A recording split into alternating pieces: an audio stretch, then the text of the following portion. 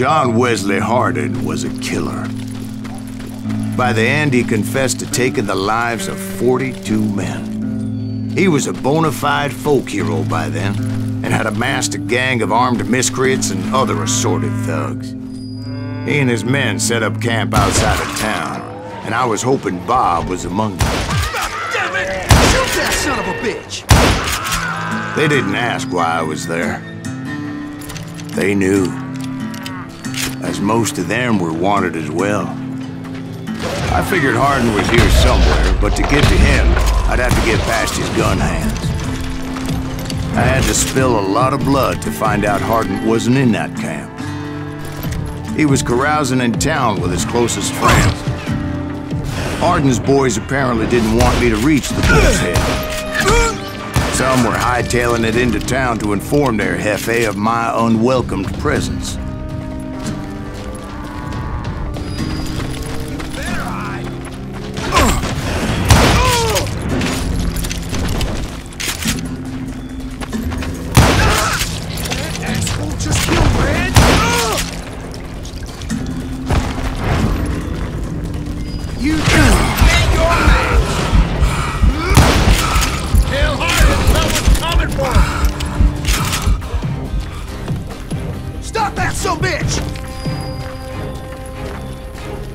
Let the boys know we got another law dog.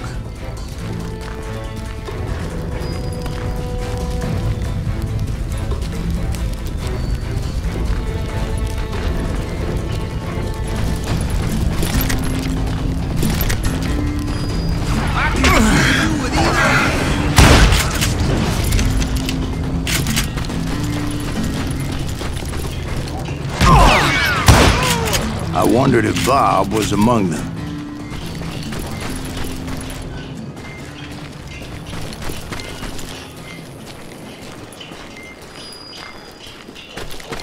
And I steeled myself for the fight ahead. For as good as I was, deep down I wondered if John Wesley wasn't just a little bit better.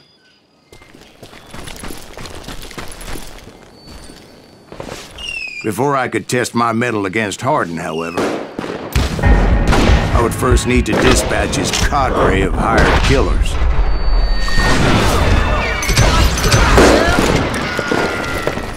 Most of these degenerates were beyond redemption, but John Wesley might have been a different story.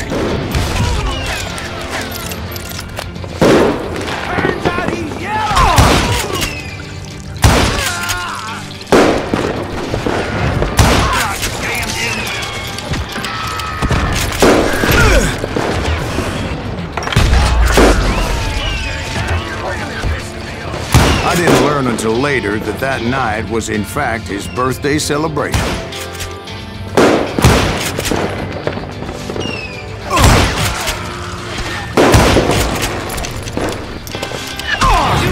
Shoot him!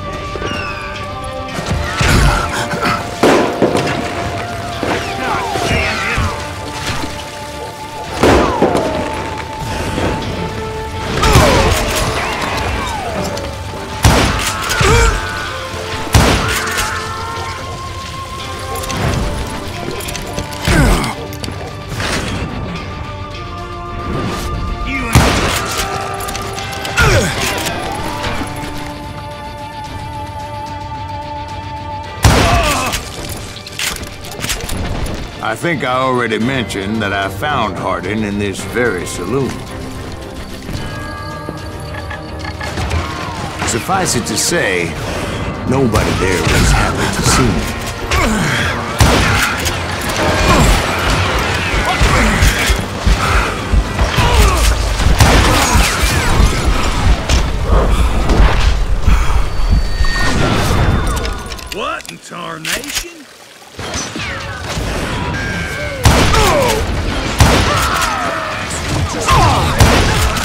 In fact, I felt a certain hostility.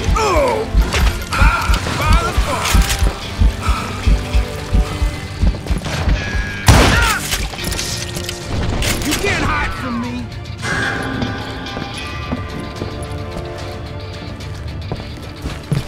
You ain't beating me, boy. I was disappointed that neither Bob nor John Wesley were among the dead. But that was short-lived, as a moment later I was facing down the fastest gun in the West.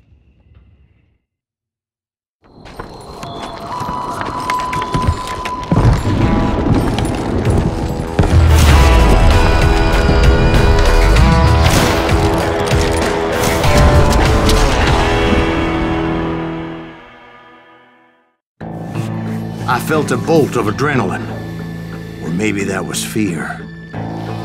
He was well known for his tricks, and I knew I'd need my own if I was ever to defeat him.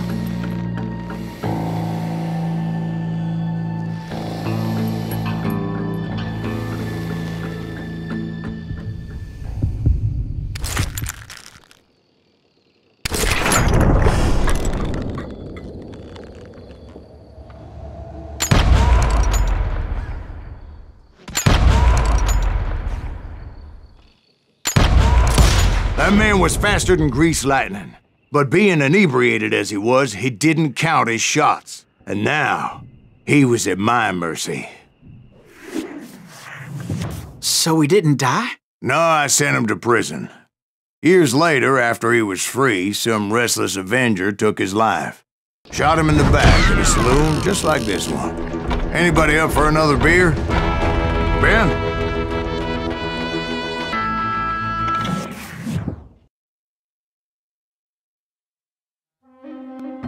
Thank you, darling. Yeah, some say revenge is a dish best served cold. So whatever happened to that Bob guy you were after? Personally, I'd like to hear some of your other adventures. Like, I don't know, do you ever go toe-to-toe with a red man?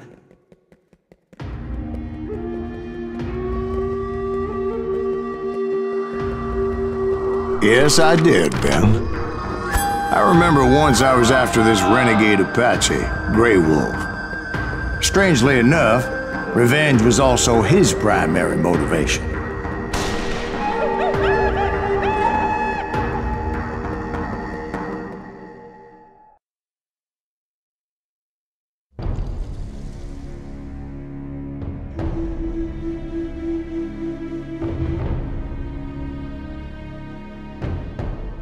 A bounty was put on Grey Wolf's head, and that's how I came to hunt him in the mountains. Mountains so high they tickled the nether regions of heaven.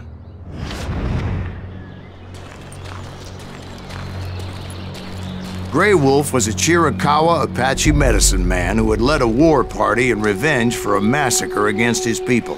The U.S. Army had attacked his tribe during his daughter's sacred sunrise ceremony, and the slaughter was unspeakable.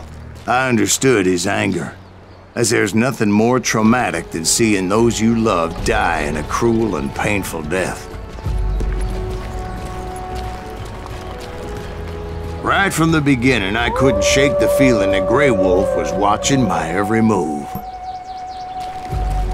He led a band of young Apache warriors who wanted retribution, and were more than willing to die for him.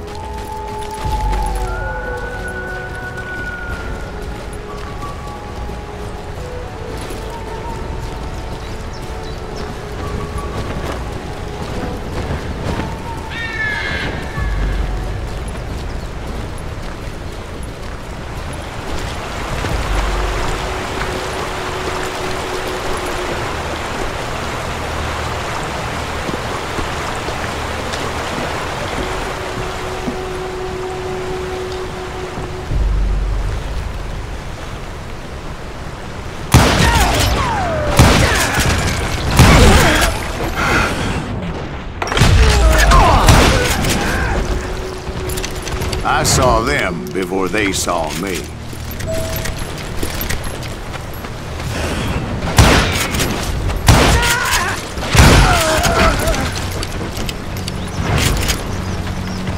It was rugged country, the winter home of the Chiricahuas, and that's why they had retreated there.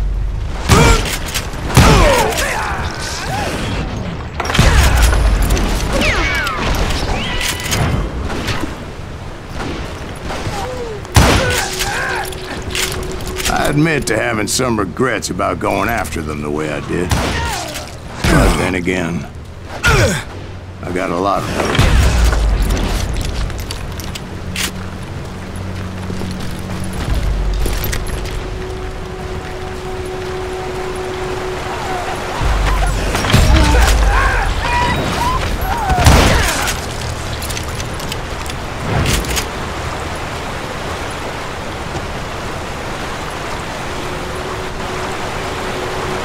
Did you find Grey Wolf? Not at that moment, but I did find the entrance to their hideout.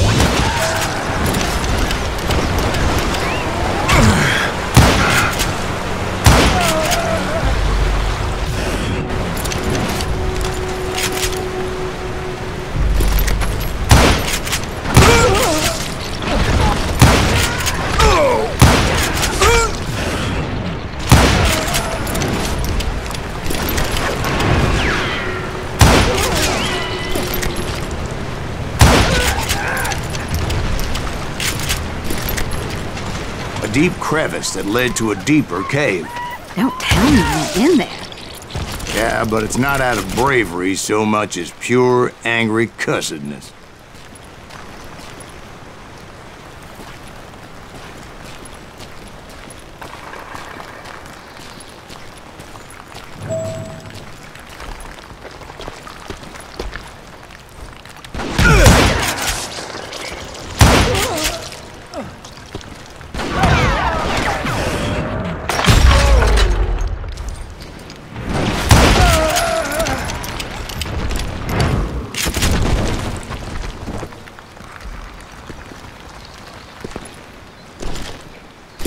Back then, I had a stubborn streak a mile wide, and I wasn't about to back down.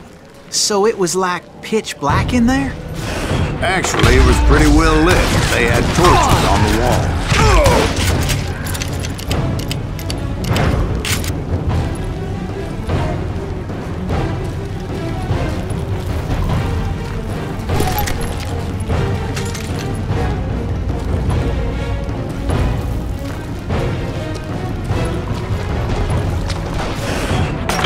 Was his cave?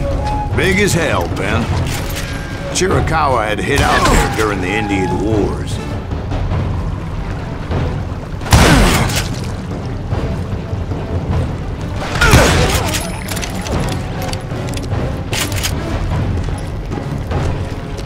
They thought it was haunted with the ghosts of those murdered by the horse soldiers. The cave was haunted with dead Indian ghosts?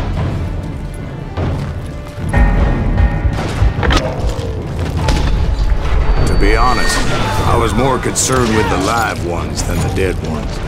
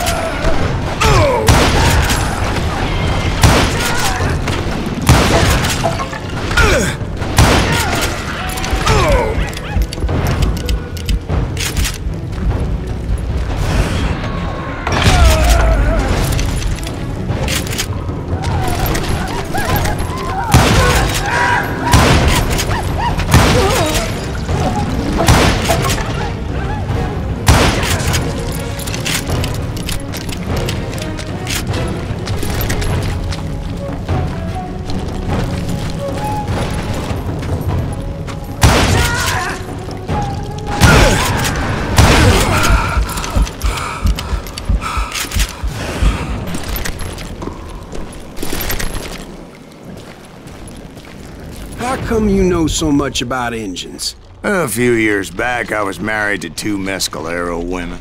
At the same time? Yeah, they were sisters. Polygyny is traditional among the Mescalero. So what happened? Oh, I had to get out of there. Those girls never shut up. Both of them nagging at me all the time. Drove me half crazy. Haven't seen them since. I came upon this flooded grotto, and that's when I saw him. He came to me unarmed and unafraid. His voice echoed in the shadows, and I sensed he meant me no harm. You carry great darkness in your heart, and if you do not release it, it will claim your soul. The sound of his voice put some kind of ancient Indian spell on me.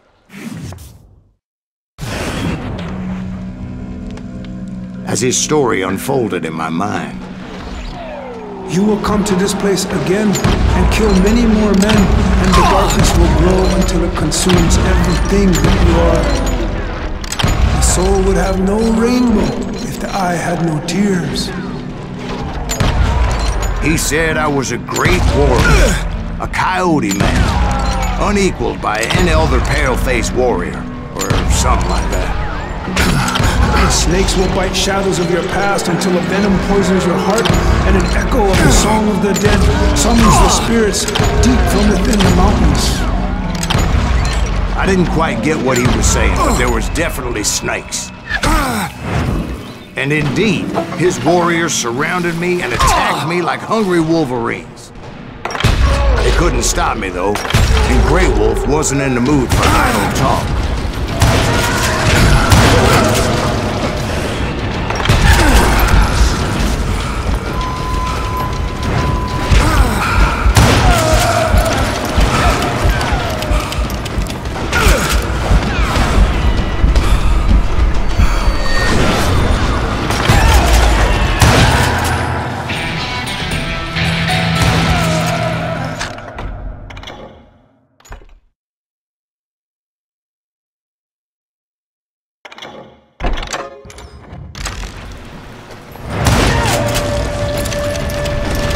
I swear I couldn't see any way out of this trap. But suddenly, one just appeared. Kinda like a miracle.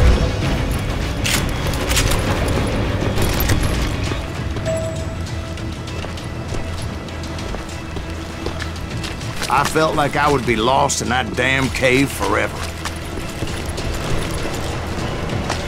Finally, I found myself back outside, perched on the edge of a precipice, overlooking a thundering white-water river. To get where I was going required several leaps of faith, but no way in hell I was turning back.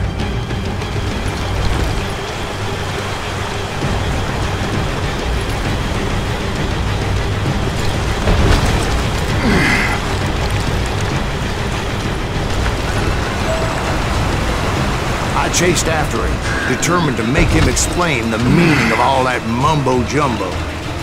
Mumbo-jumbo's right. Are you making this all up as you go? A few details, man.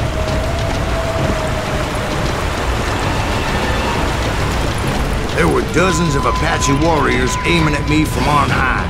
Dozens? Well, maybe not dozens, but there was a lot of them. At least 3 or 4. Well, more than that, little lady.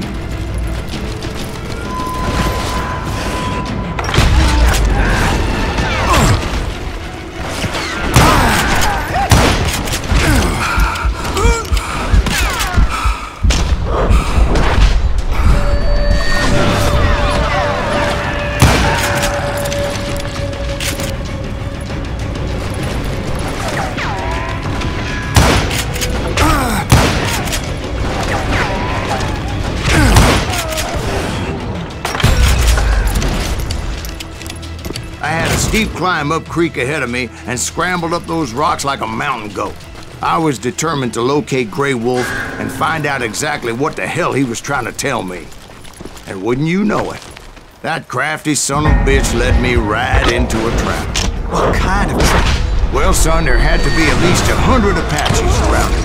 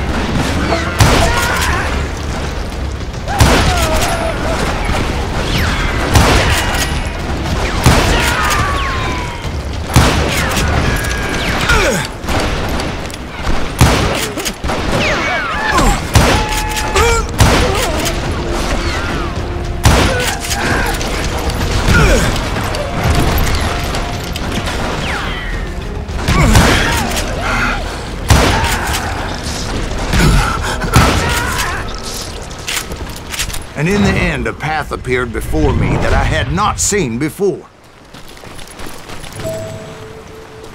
I followed it as I desperately needed to find out what Grey Wolf was trying to tell me. But it was like that son of a bitch disappeared into thin air.